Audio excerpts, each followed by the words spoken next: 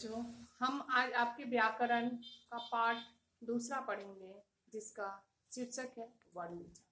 वर्ण यानी वह छोटी से छोटी मूल ध्वनि जिसके टुकड़े नहीं किए जा सकते हैं, जिसको विभाजित नहीं किया जा सकता या जिसको खंडित नहीं किया जा सकता, उसे वर्ण या अक्षर कहते हैं। इन्हीं अक्षरों के मेल से शब्द बनता है और शब्दों के क्रमबद्ध समूह से वाक्य बनता है। इस तरह एक वर्ण या अक्षर कितना महत्वपूर्ण है, इसको आप समझ रहे होंगे। वर्ण के दो भेद है, स्वर और व्यंजन। अ, आ, छोटी, बड़ी, छोटा ओ, बड़ा ओ, री, ओ, औ। इतना आपका स्वर व्यंजन के अंतर्गत आता है। और क, ख, ग, घ, ग, कवर, चौवर, टवर, पवर, तवर, ये सभी व्यंजन के अंतर्गत आते हैं। तो इन्हीं स्वरों और व्यंजनों और इनकी मात्राओं के मेल से हमारा शब्द बनता है और इन्हीं शब्दों के मेल से वाक्य बनता है। अब आइए इन स्वरों की कुछ मात्राओं को जानें, जो व्यंजनों के साथ लगकर वाक्य को या शब्दों को पूरा करते हैं। बच्चों, ये स्वर शब्द व्यंजन है। ये स्वर है, जैसे अ, आ, छोटी, बड़ी, छोटा ऊ, बड़ा ऊ। स्वर्ण वर्ण है ये, री, ए, ओ, इसकी मात्राएं देखिए। आ की कोई मात्रा नहीं होती। आ में पाई की मात्रा होती है। छोटी जिसको हम हर्षई या छोटी ई की मात्रा कहते हैं। बड़ी जिसे हर्ष ई या बड़ी ई की मात्रा कहा जाता है। छोटा ऊ जिसे हर्ष ऊ या छोटा ऊ की मात्रा कहते हैं। बड़ा ऊ दीर्घ ऊ की मात्रा या बड़ा ऊ की मात्रा कहते हैं। री की मात्रा ए के लिए ऊपर एकले की मात्रा लगती है। ए के लिए ऊपर दोल्ले की मात्रा, अर्थात नीचे कोई आकार नहीं होता, ऊपर दो मात्रा लगी होती है, इसके दोल्ले की मात्रा कहते हैं। ओ जिसमें नीचे एक पाई ऊपर एक मात्रा है, ओ की मात्रा होती है। और ओ की मात्रा में नीचे एक पाई अर्थात आकार और ऊपर दो मात्रा होती है। इनसे देखिए शब्द बना। अ का कोई मात्रा नहीं होता तो कल आपने देखा है कि इसमें कोई मात्रा नहीं है, न क में और न ल में। आ की मात्रा कार, क में आ की मात्रा का, र कार। छोटी की मात्रा क में हर्षी की मात्रा स, किस। बड़ी की मात्रा क में दीर्घ की मात्रा यानी दीर्घई की मात्रा और ल, कील। छोटी ऊ की मात्रा क में छोटी ऊ की मात्रा या हर्षऊ की मात्रा और छ, कुछ।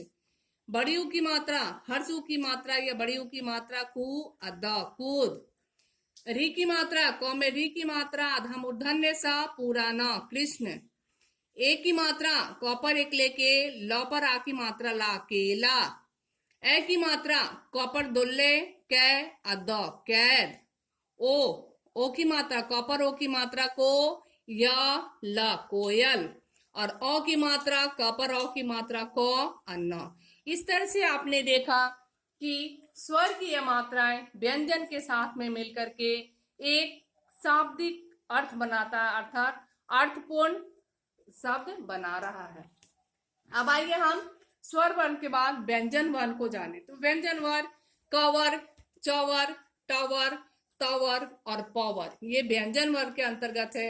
इसके अलावा य, र, ल, व, इसे हम अंतस्थ वर्ण कहते हैं। उष्म वर्ण तलाबे सा, मूर्धन्य सा, दंत सा, ह, ये उष्म वर्ण है।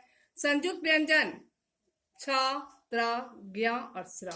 इसके अलावे अड़ और ढ, ये सभी हमारा व्यंजन वर्ण के अंतर्गत आता है। और एक चीज, वर्णों का समूह वर्णमाला कहलाता। वर्णमाला किसे कहते हैं? तो वर्णों का समूह वर्णमाला कहलाता है। अब आइए जानने योग्य कुछ और बातें इसमें। देखिए बेटा, सिरा रेख, जो कि मैंने आपको डाउट क्लास में बताया था, सिरा रेख व्यंजन के ऊपर लेती हुई लगने वाली मात्रा को सिरा रेख कहते हैं। आप लोग इसे पाई भी कहते हैं, ऊपर पाई दे दो, लेकिन कौन सी पाई? पाई का दो अर्थ होता है। एक आकार के लिए भी आप पाई शब्द का यूज करते हैं, प्रयोग में लाते हैं पाई शब्द, और दूसरा ऊपर सिरा रेख खींचने के लिए भी आप कहते हैं पाई दे दो, पाई खींच दो, लेकिन दोनों पाई का अलग अलग अर्थ है। किसी भी अक्षर के ऊपर, किसी भी वाक्य के ऊपर, जो ऊपर किसी भी वर्ण के ऊपर, किसी भी अक्षर के ऊपर जो लेटी हुई लाइन खींची रहती है, देखिए लेटी हुई लाइन, लेटी हुई जो लाइन खींची रहती है वह हमारा सिरा रेख है, अर्थात उस वर्ण या उस शब्द के ऊपर, उसके सिर के ऊपर खींची गई रेखा सिरा रेख कहलाती है। पाई, व्यंजन में लगने वाले सीधी रेखा को पाई कहलाता है। पाई अर्थात आकार की मात्रा, जैसे कौकर का रकार, कौकर का नकान, ये लंबी रेखा होती है, सीधी खींची गई रेखा होती है, इसको हम आकार की मात्रा या पाई की मात्रा कहते हैं। अब संयुक्ताक्षर के बारे में बच्चे आप जानिए कि संयुक्ताक्षर दो व्यंजनों के मेल से जो वर्ण बनता है उसे हम संयुक्ताक्षर कहते हैं। संयुक्ताक्षर के बाद आप लोग चलिए, एक चीज, जब हम स्वर वर्ण बता रहे थे तो उसमें हमने अंग और अह के बारे में नहीं बताया था। तो ऐसा क्यों किया मैंने? तो देखिए, अंग और अह न तो स्वर में आते हैं और न ही व्यंजन में। इसका प्रयोग हम स्वर के व्यंजनों के साथ में करते हैं। अंग जो लिखते हैं आप, अंग के ऊपर एक बिंदी होता है। देखिए आप, अंग जो लिखा गया है, अंग के ऊपर एक बिंदी होती है और अ के ऊपर विसर्ग की मात्रा होती है। इसे देखिए, अंग के ऊपर अंग के ऊपर एक छोटा सा बिंदी होता है, आप लोग बिंदी कहते हैं, लेकिन ये बिंदी नहीं बल्कि अनुस्वार की मात्रा, इसको अनुस्वार की मात्रा कहते हैं। इसका प्रयोग आधा म या आधा न के लिए किया जाता है। जैसे बंद, ब आधा न द, बंद। यहाँ आधा न को न लिख करके हमने इसके लिए बिंदु का प्रयोग किया, अनुस्वार का प्रयोग किया। ये आधा न को व्यक्त करता है। जैसे अंग, अंश, अंकुर, अंदर, अंक, डंक इत्यादि शब्द जो है यहाँ आधा न को प्रयोग में लाने के बजाय हमने अनुस्वार का प्रयोग किया है। अब आइए चंद्रबिंदु, आप इसको कहते हैं चंद्रबिंदु, लेकिन इसका सही अर्थ या सही उच्चारण इसका है अनुनासिक। अनुनासिक यानी चंद्रबिंदु का प्रयोग, जैसे बांध, आंच, गांव, कुआं इत्यादि शब्दों को लिखने के लिए जो हम चंद्रबिंदु का प्रयोग करते हैं, यह चंद्रबिंदु अनुनासिक कहलाता है। यह अनुनासिक का चिन्ह है। र रेफ की मात्रा, देखिए र रेफ की मात्रा तीन तरह से लिखी जाती है। एक, जहां र का पूरा प्रयोग हो, अर्थात यहाँ र अ के साथ है तो अ सहित र, यानी अ और र दोनों साथ में है। देखिए, जब आप र का उच्चारण करते हैं तो र के साथ अ का भी उच्चारण होता है, अर्थात यहाँ जो पूरा र जो है यह अ के साथ में है।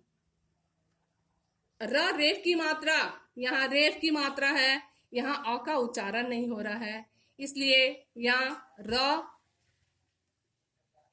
रहित अ होगा।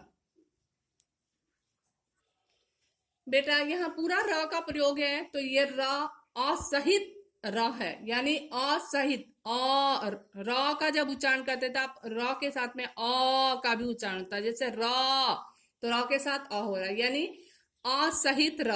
रेफ की मात्रा यानी यहाँ और रहित है, यहाँ और नहीं है।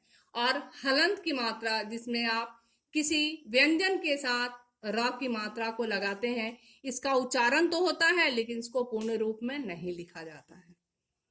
बस बच्चों, इस वीडियो में इतना ही। आप इसके प्रश्न उत्तर को कर लेंगे और इससे संबंधित जो भी प्रॉब्लम होगा, जो भी डाउट हो, आप मुझसे बात कीजिए, अपना डाउट शेयर कीजिए, ताकि ज़्यादा से ज़्यादा मैं आपके डाउट को क्लियर कर पाऊँ। और आप जहाँ नहीं समझ पा रहे हैं प्लीज़ हमसे कांटेक्ट कीजिए।